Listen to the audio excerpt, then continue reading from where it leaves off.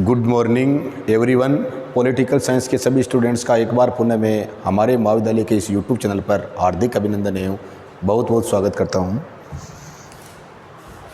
हम बीए जो final year political science की हमारी बुक है अंतर्राष्ट्रीय संबंध इंटरनेशनल रिलेशन, सेकंड पेपर है हमारा ये।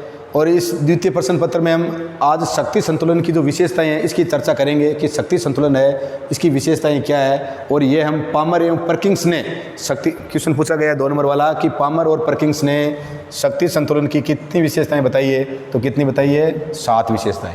इसका ध्यान रखना है, पामर और परकिंग्स ने शक्ति संतुलन की 7 विशेषताएं बताई है। और ये तो आ जाएगा 2 नंबर वाले क्वेश्चन में। और ऐसे पूछ ले कि पामर और परकिंग्स के शक्ति संतुलन की विशेषताओं का वर्णन कीजिए, तो वो जो दूसरा क्वेश्चन आता है अपने सेकंड यूनिट में जो 4 नंबर वाला, वो क्वेश्चन बन सकता है। तो यहाँ से दोनों क्वेश्चन है वो निकलते हैं। शक्ति संतुलन की बहुत सारी विशेषताएं बताई गई है और इसका अर्थ यही होता है कि वर्तमान स्थिति को बनाए रखना। शक्ति संतुलन का अर्थ यही होता है वर्तमान जो स्थिति है इसको क्या करना? बनाए रखना। जो विश्व की वर्तमान स्थिति है इसको बनाए रखना। प्रथम विश्व युद्ध के बाद पेरिस के समझौते और शांति संधियों द्वारा स्थापित की गई व्यवस्था को फ्रांस और उसके मित्र राज्यों ने बनाए रखने का प्रयत्न किया। प्रथम विश्व युद्ध के बाद, प्रथम विश्व युद्ध का जो समय था 1914 से लेकर 1918 तक, और उसके बाद में 18 में प्रथम विश्व युद्ध खत्म हो गया था। और उसके बाद में पेरिस समझौता हुआ था। पेरिस कहाँ की राजधानी है?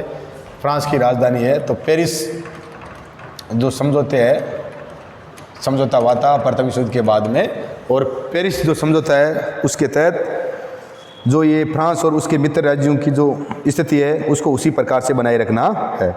अब पामर और परकिंग्स ने शक्ति संतुलन की कितनी विशेषताएं बताई है?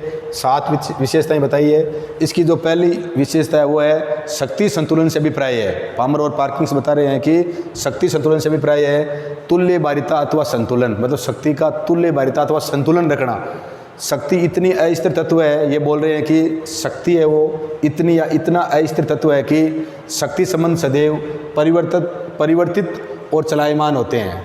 जो शक्ति है वो इतना अस्थिर तत्व है कि शक्ति जो संबंध सदैव क्या रहते हैं? परिवर्तित और चलायमान होते हैं। पामर और परकिंग्स बता रहे हैं कि शक्ति संतुलन से अभिप्राय हैं तुल्य बारिता अथवा संतुलन, परंतु इतिहास का प्रत्येक विद्यार्थी जानता है कि शक्ति इतना अस्थिर तत्व है कि शक्ति संबंध और सदैव परिवर्तित और चलायमान रहते हैं। इतिहास में तो सबसे स्थायी रूप से कार्य करने वाला तत्व है वो क्या है? असंतुलन है। क्योंकि हम देखते हैं कि किसी भी राष्ट्र की जो शक्ति है वो हमेशा क्या नहीं रहती? एक जैसी नहीं रहती। तो शक्ति है ये अस्थिर तत्व है और शक्ति संबंध सदैव क्या होते रहते हैं? परिवर्तित और चलायमान होते रहते हैं। दूसरी इसकी विशेषता है शक्ति संतुलन स्थापित करने के लिए राज्यों को सदैव परिवर्तनशील रहना पड़ता है। शक्ति संतुलन स्थापित करने के लिए राज्यों को सदैव परिवर्तनशील रहना पड़ता है। शक्ति संतुलन स्थापित करने के लिए राज्यों को सदैव परिवर्तनशील रहना पड़ता है। स्पाइकमैन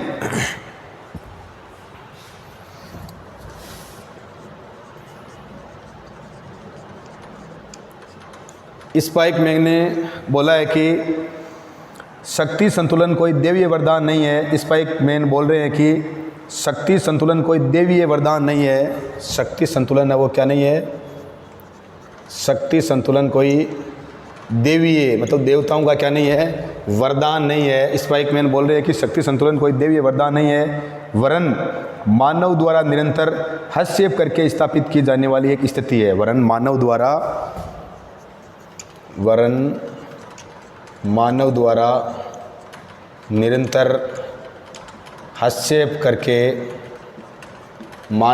निरंतर हस्तक्षेप करके स्थापित की जाने वाली प्रक्रिया है।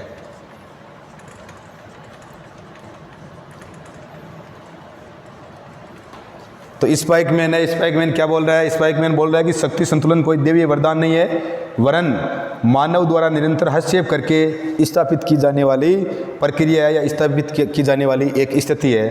तीसरी है शक्ति संतुलन की नीति यथापूर्व की स्थिति को ज्यों का त्यों बनाए रखने की नीति है। तीसरी विशेषता है वो पामर और परकिंग्स बता रहे हैं कि शक्ति संतुलन की नीति है यथापूर्व जो स्थिति थी उसको क्या करना है, ज्यों का त्यों बनाए रखना है।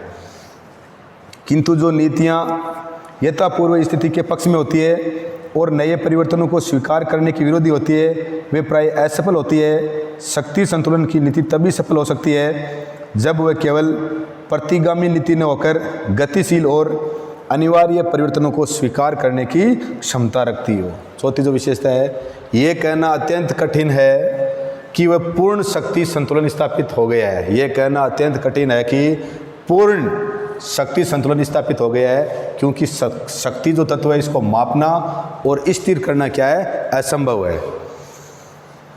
दो शक्ति गुटों की स्थिति बराबर है अथवा नहीं, इसका परीक्षण केवल एक ही स्थिति में किया जा सकता है, और वह है युद्ध। कि भाई ये दो देश है या ये जो दो गुट है या ये दो जो संगठन है, इनकी शक्तियां है वो बराबर है, और इसका हमारे को तभी पता चलता है जब उन दोनों में आपस में क्या हो, युद्ध हो। युद्ध के माध्यम से पता चलेगा कि ये गुट है, इनकी शक्ति बराबर है या शक्तिशाली है। जिस शक्ति संतुलन की रक्षा के लिए युद्ध लड़ा जाता है, युद्ध की समाप्ति पर उनकी स्थापना कर पाने का कोई प्रश्न ही नहीं रहता है। युद्ध की समाप्ति के बाद एकदम नया शक्ति संतुलन स्थापित हो जाता है। पुराने शक्तिशाली देश शक्तिहीन हो जाते हैं और नए देश युद्ध में क्या होते हैं, शक्तिशाली होकर उभरते हैं। जिस प्रकार से हम पहला विश्व युद्ध पढ़ते हैं तो जो देश ताकतवर थे वो तो कमज़ोर हो गए और दूसरे नए देश आए, और दूसरे विश्व युद्ध के बाद में जो ताकतवर देश है उनकी शक्ति कम हो गई और अमेरिका और जो सोवियत संघ जैसे देश है वो नए आए। पांचवी जो विशेषता है इसकी, इतिहासकार शक्ति संतुलन को वस्तुनिष्ठ ऑब्जेक्टिव दृष्टि से देखता है और राजनीतिज्ञ उसे क्या मानता है, व्यक्तिनिष्ठ दृष्टि से देखता है।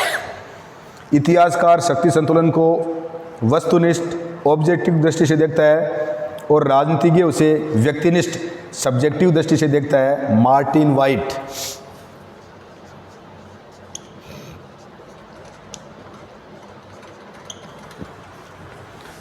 वाइट ने कहा है कि इतिहासकार की दृष्टि में शक्ति संतुलन तब स्थापित होता है। मार्टिन वाइट बोल रहा है कि इतिहासकार की दृष्टि में शक्ति संतुलन तब स्थापित होता है जब दो विरोधी गुटों की शक्ति लगभग समान सी प्रतीत होती है। जब दो विरोधी गुटों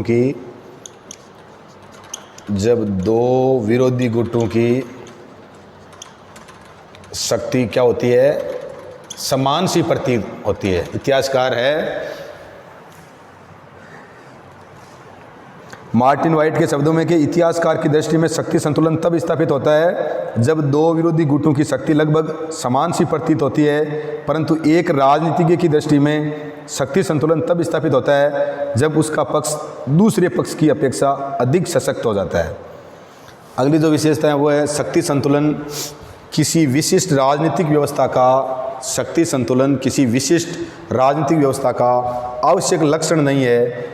ये लोकतांत्रिक और सर्वाधिकारवादी दोनों प्रकार के राज्य इसका क्या कर सकते हैं, प्रयोग कर सकते हैं। शक्ति संतुलन है किसी विशिष्ट राजनीतिक व्यवस्था का आवश्यक लक्षण नहीं है। इसको लोकतांत्रिक और जो चीन जैसे सोवियत संघ जैसे जो सर्वाधिकारवादी राज्य है वो भी इसका क्या कर सकते, इसका प्रयोग कर सकते हैं। लोकतांत्रिक देश साधारणतया अपनी उदारवादी नीतियों के कारण शक्ति संतुलन स्थापित करने में विशेष उत्सुक नहीं होते और सर्वाधिकारवादी देश शक्ति संतुलन के हामी इसलिए नहीं होते कि उनका लक्ष्य केवल अपना प्रसार करके एक साम्राज्य का क्या करना होता है, निर्माण करना होता है। अगली जो विशेषता है वो शक्ति संतुलन के खेल में केवल बड़े राष्ट्र ही खिलाड़ी होते हैं। अगली जो विशेषता बताई है पामर और परकिंस ने कि शक्ति संतुलन के खेल में केवल बड़े राष्ट्र ही खिलाड़ी होते हैं, छोटे राष्ट्र तो सिर्फ मुख्य दर्शक होते हैं। छोटे राष्ट्र सिर्फ इसका शिकार बनते हैं अथवा क्या होते हैं, दर्शक होते हैं। शक्ति संतुलन के खेल में केवल बड़े राष्ट्र ही खिलाड़ी होते हैं, छोटे राष्ट्र तो इसका शिकार बनते हैं अथवा दर्शक के रूप में रहते हैं। स्पाइकमैन, यही स्पाइकमैन है। स्पाइकमैन के अनुसार जब तक वे छोटे राज्य स्वयं आपस में सफलतापूर्वक संगठित नहीं हो जाते, वे शक्ति संतुलन की तुलना के पलड़ों में जो शक्ति संतुलन की जो तुला है या जो शक्ति संतुलन की जो तुला के पलड़ों में रखे जाने वाले बांटों से कुछ अधिक नहीं होते। रखने जाने वाले जो बाट होते हैं उनसे कुछ अधिक नहीं होते, क्योंकि जब छोटे राष्ट्र है जब तक क्या नहीं होंगे, उनका कोई संगठन नहीं होगा, तब तक वो कुछ भी सिर्फ एक जो अपन जो कांटे से जो तोलने का साधन है उसमें जो रखने के बाट होते हैं उसके अनुसार होते हैं। तो हमारी इस क्लास में आज हमने शक्ति संतुलन की जो विशेषताएं हैं इसके बारे में अध्ययन किया, और पामर और पार्किंस ने शक्ति संतुलन की 7 विशेषताएं बताई है, इनका हमने अध्ययन किया है। वीडियो को लाइक शेयर व सब्सक्राइब कर देना। जय हिंद, जय भारत।